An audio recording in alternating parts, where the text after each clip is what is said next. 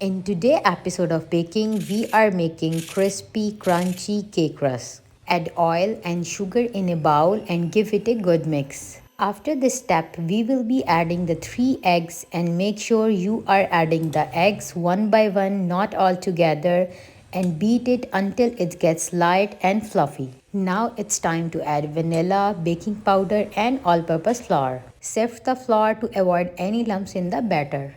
Mix it all together and preheat your oven at 170 degrees for at least 10 to 12 minutes. And your batter consistency should be thick and dense. Bake this batter for at least 40 minutes. Cut this in cake rusk shape and set up the slices in the baking tray and bake again for 40 minutes. Make sure you are flipping the side after every 10 minutes to avoid any burns. Our bakery style cake rusks are ready to serve, and how perfectly they are crunchy.